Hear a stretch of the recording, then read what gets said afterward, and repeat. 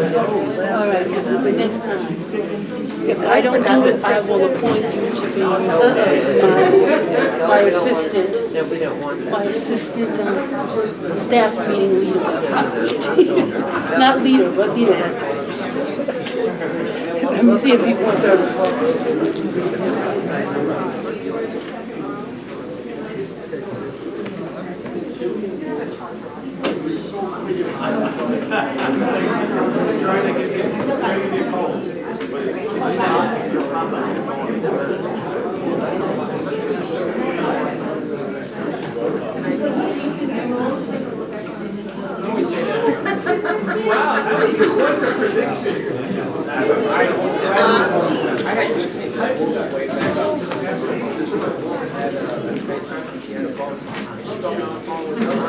I believe everyone is here. At this time, I'll call the special meeting of the Nassau County Legislature to order, and I will ask Legislator Dennis Dunn to lead us in the Pledge of Allegiance. All rise, face your American flag, place your right hand over your heart, and join me. I pledge allegiance to the flag of the United States of America and to the republic for which it stands, one nation, under God, indivisible, with liberty and justice for all. Thank you. Okay, I'm going to ask the clerk to call the roll, please. Deputy Presiding Officer Nicolello. Here. Alternate Deputy Presiding Officer Capel. Legislator Bynum. Here. Legislator Solage. Legislator Ford. Here. Legislator Curran. Here. Legislator Becker. Present. Legislator Muscarella. Legislator Birnbaum.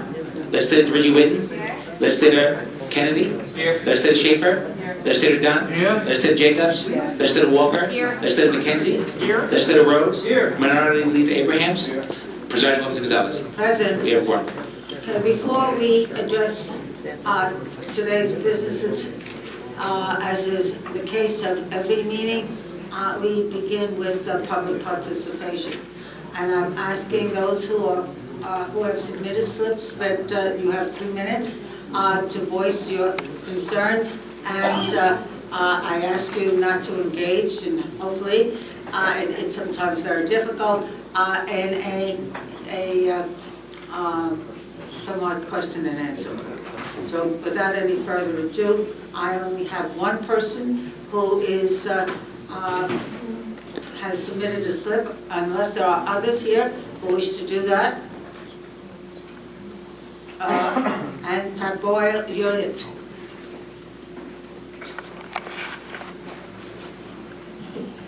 Thank you. And hello, everyone. Here we go again. I think the problem that we're having right now as far as the youth service agencies go is trying to be able to get information on where we stand. Right now, and I know this isn't a question and answer period, so I'm not looking for answers from you, but I do want to be able just to express our frustration over this. It looked like we were okay. It looked like everything was rolling along nicely and that everything was going to work out all right. I understand both the politics and the necessity to be able to work through a budget and how you have to do that. And I understand that it's a very, very difficult process.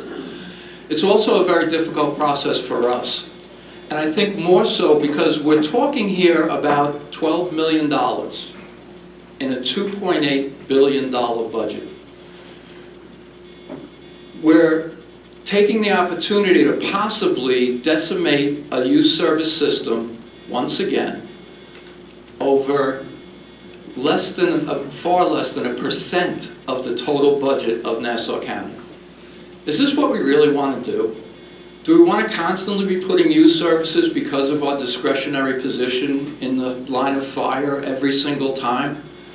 Do youth services deserve to do that? Have we not served the community the way that we should serve the community? Have we not done everything that the county asks us to do with regard to serving young people within those communities that we serve?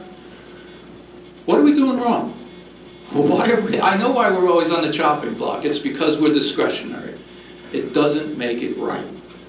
And it doesn't make it that we can go back to our families and talk to the families and say to them that we're going to provide the programming that we've always provided in the past. We have to take a very long, hard look at how we're doing this and what we're doing to these agencies. How do you plan a business? How do you run a business when you don't know whether you're going to exist in January? I would like to have had a lot of our other agencies here as well too, and we did try to get more here, but some people's schedules just didn't permit it. But I just want to let you know that we're all behind each other, and we're all going to work hard to try to be able to make sure that that money's in the budget, and that we're going to be able to be funded, and we're going to be able to serve people. But obviously we need your help, and we need you to make the right decisions about how you're going to be able to do that. Thanks. Thank you, Pat. Okay, there's being no other comments from the public. I'm going to begin with an opening statement before I will offer the opportunity to Minority Leader Abrahams for his opening statement. And in this statement, I would like to state to the record a little background, procedural history, and my perspective with regard to the 2016 Nassau County budget. As is required by law, on September 15th, the county executive proposed his 2016 budget for the approval of the Nassau County Legislature. Significantly, the budget as proposed was predicated upon a 1.2% tax increase amounting to approximately $12 million in revenue, and contained a proposal to borrow approximately $32 million to proceed with our budget process. That $32 million was monies that would fund termination package due to a surge in retirements resulting in part from Superstorm Sandy.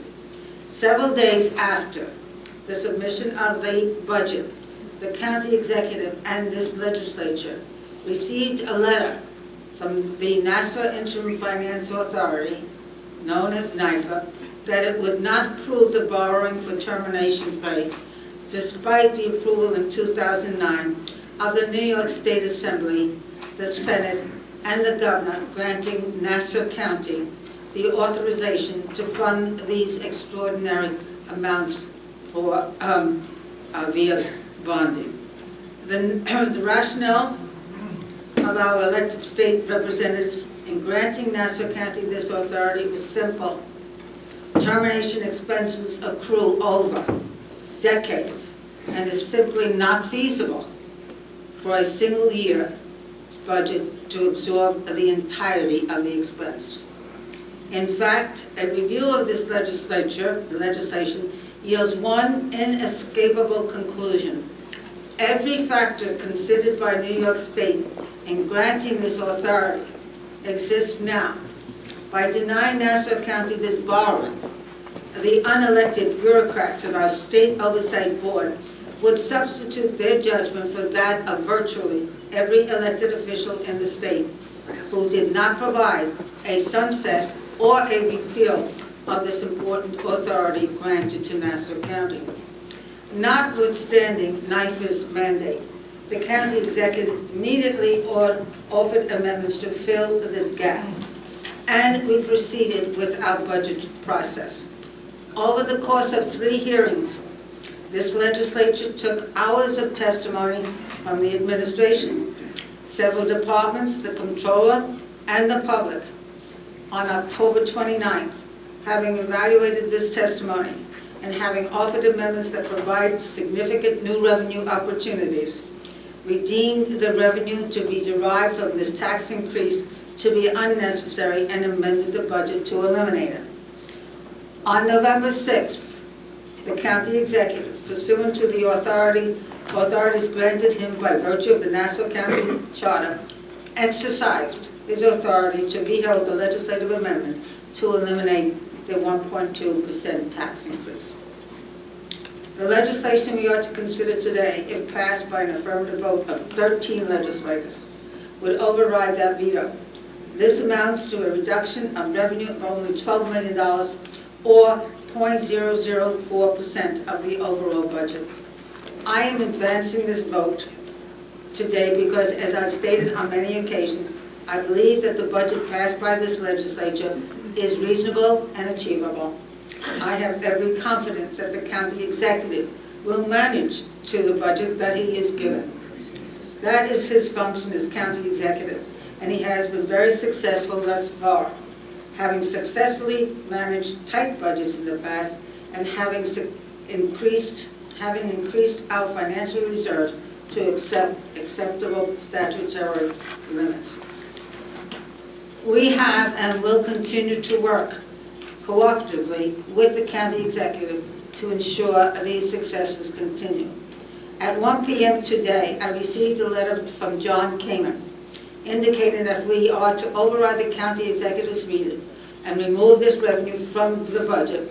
NIFA will begin cutting non-essential, discretionary, and non-life-saving expenses, though it has refused to enumerate where such cuts will take place, essentially making it impossible to evaluate with any certainty where these cuts will be made. Indeed, as I have stated before, we believe such cuts to be unnecessary, and it is my understanding that before NIFA orders any such cuts, it must return to the county and report once more the revenues it intends to disallow. NIFA is simply not free to order cuts without engaging in the statutory process that precedes the exercise of that authority. I will state once more for the record what I believe to be the bottom line. With the denial of the bonding for termination pay, NIFA has manufactured a budget crisis. In fact, none of the very painful cuts they threaten are necessary, and if implemented, we will call upon Governor Cuomo in our strongest voice to rein in what amounts to an override of the authorities granted to us by New York State. And at this point, I'd like to call on my colleague, Minority Leader, to come on, Abraham. Thank you, Madam Presiding Officer, and thank you to those in the public that are here today. I don't think any one of us, as we've seen the letter from NIFA, as well as heard from the county executive, take the vote that we're about to take lightly. I think from that standpoint, I just want to applaud and thank the efforts of each of the legislators that are here, that take this responsibility very seriously for what's about to happen. However, I would be remiss if I just didn't provide a bit of a reality check and zone in on where we really are. I was listening to Pat Boyle, I think, give a passionate argument in regards to making sure youth are protected in this county. However, we are in desperate times, well beyond the measure that we're considering today of $12 million. NIFA, if you speak to certain members, deem this whole to be in upwards, could be 160, depending on whether or not they believe that this county should bond for tax certiorari's, or it could be 80 if they do allow that. That being said, there are risky measurements in this budget that have been presented by the county executives, such as the VLTs, such as in some cases some of the fees, that have mismanaged this budget and have presented this legislature with an enormous task to overcome. That being said, looking at the 12 million, and just to address Pat's comments directly, Pat, even if this legislature took the action to vote against the county executive's veto, you could still be facing the very same elements that you're facing today from NIFA, from the county executive in the future. Let's be clear. If it's an $80 million problem, if 12 million comes off the table today, that makes it a $68 million problem. It's still a very significant problem to overcome for next year. And based on the letter that I saw from NIFA today, what it means to me, it means to our youth, to our bus, to our firefighters, what it means is that if the county doesn't get its act together, then quite possibly we can be still saving those cuts, if not in January, at some point next year. However, I will say this, and this is something that we're demanding on the administration. before one nickel is cut, whether it's from youth, from VEEB, from bus, we demand that cuts be made first and foremost to how the contracts and how the county governs. Contract reform is necessary. We've seen contracts that have passed in the last year and years before that have gone to what we believe services as well as individuals that are not deemed as worthy as those that represent our youth, our bus, and our firefighters. That being said, without contract reform going forward, this county definitely goes down in not being able to do the best for its residents. Also, as I said before, we believe that there is money that's spent in contracts in the county attorney's office, in the IT office, in the parks office, in the shared services office. There's $4 million in seasonal staffing. Look, folks, we're willing to say that yes, services will be impacted. Some services will be impacted. And from that standpoint, we should be looking to cut everywhere. Anything that could be cut should be put on the table before we look towards doing a tax increase. But however, those that are the most vulnerable, those that can't speak for themselves, such as the individuals that ride our bus service, those that can't speak for themselves, such as our youth, should never, ever be on the chopping block first. We should look for 100 other different things before we look to them. Another initiative that we had thought could be good, the county executive, through the sewer plan, there are still individuals that are in the sewer system that have not been allocated to the general fund budget. We truly believe that rather than backfill those positions, the individuals that are in those positions at the sewer should be shifted over and not backfilled with new employees. If we would get that commitment, that initiative alone could save an upwards of $17 million. Folks, this is a budget problem. It's a fiscal problem. But quite frankly, it's a management problem. And we need better management and controls. And I am encouraging NYFA more than anything to implement the contract reforms that we want to see in place. They can do it unilaterally. And if they put those reforms in, a lot of the contracts that we have seen come through this legislature, and some, quite frankly, never came through this legislature, those particular measures would not be able to pass, and those monies would not be able to be spent. I thank you, Madam Presiding Officer, for giving me the opportunity to speak. You're welcome. Mr. Muller, would you please call the emergency? Presiding Officer, we have an emergency. It's caused by the recommendation of at least 13 members of the Nassau County Legislature at a meeting of the Legislature on Friday, November 13th, 2015, setting forth that an emergency exists for consideration of and immediate action upon a certain ordinance and resolution referenced herein. Resolution pursuant to Section 305 of the County Government Law of Nassau County to reconsider and approve items vetoed by the County Executive in relation to the 2016 Nassau County budget. This is just to establish the emergency. Yes. A motion, please. Moved by legislator Dunn, second by legislator Capel. All those in favor of establishing the emergency signify by saying aye. Aye. Any opposed? The emergency is established. And now for the item. Emergency Resolution 27 of 2015, a resolution pursuant to Section 305 of the County Government Law of Nassau County to reconsider and approve items vetoed by the County Executive in relation to the 2016 Nassau County budget. Moved by legislator Dunn, second by legislator Capel. Okay, and now I believe we're going to take a roll call as requested by Minority Leader Kavan Abrams and my delegation as well. And so, without any further ado, I'm going to begin. Can I just have one clarification? Sure. A yes vote means you're voting to override, correct? Yes. Okay. Is that clear? Okay, you're saying yes is override, no is no. Okay. Okay, now, begin with the beginning of the roll call. Vote, please. Okay, this was on clerk item 482 of 15. Right.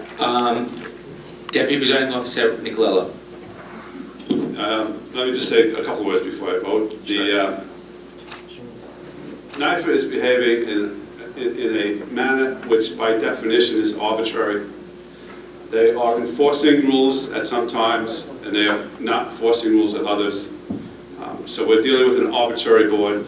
As has been said in the presiding officer's statement, this is a manufactured crisis. They're choosing not to allow, the state has allowed us to do, which is to borrow for termination costs, which are extraordinary this year because of circumstances beyond our control. It seems as if there are a body of individuals who are seeking to exercise their muscle, which is inappropriate in the utmost extent. And I agree with Legislator Abrahams, Minority Leader Abrahams. It ultimately is a management issue, which is what it always has been. It's up to the county executive to manage the budgets that's presented that's presented to him. So ultimately, that's how it should work. That's how it's designed to work. And I believe that NYFA at this point is overstepping their bounds and needs to be reformed. I'm voting yes. Alternate Deputy Presiding Officer Coppell. Yes. Legislator Ina. Nay. Legislator Salash. In light of the lack of reforms as recommended by Frank Zarb, and recommendations made by the district attorney, there being no reform in our contracting process as described by Minority Leader Kavod Abrahams, I vote yes for the override. Legislator Ford. No. Legislator Curran. No. Legislator Becker. Nay. Legislator Mascarella. Legislator Birnbaum. He's not here. Legislator DeReggie-Whitten. If I thought raising taxes, this 1.3% would ensure that our youth and our seniors and our suicide hotline and buses would be secure, I would have more of an issue and a harder decision to make. I haven't been given any indication that that's going to happen, that that's going to save us. So, and again, I agree with my colleague to my left that we requested to have contract reform. We've been given the runaround testimony, and I'm very disappointed because should the corruption and everything else be eliminated, our pressure would be much less. So I am voting yes on the override. Legislator Kennedy. Yes. Legislator Schaefer. Yes. Legislator Dunn. Yes. Legislator Jacobs. Before I vote, I just want to say that 1.2% increase equaling $12 million is literally what you call less than a drop in the bucket. It's not going to cure what's wrong. It's all these other items that have been discussed. And therefore, I don't see any reason for it. I said that from the very beginning, that it was I felt this type of tax increase did not go anywhere near curing a big problem. So I vote yes. Legislator Walker. Yes. Legislator McKenzie. Yes. Legislator Rose. Yes. Minority Leader Abrahams. Yes. Presiding Officer Gonzalez. Yes. The vote is 14 yeas and 4 nays, and 1 not voting. The resolution passes. A motion to adjourn, please. So moved. Second. Moved by Legislator Dunn, second by Legislator Becker. All those in favor of adjourning signify by saying aye. Aye. Any opposed? Okay, the meeting is adjourned.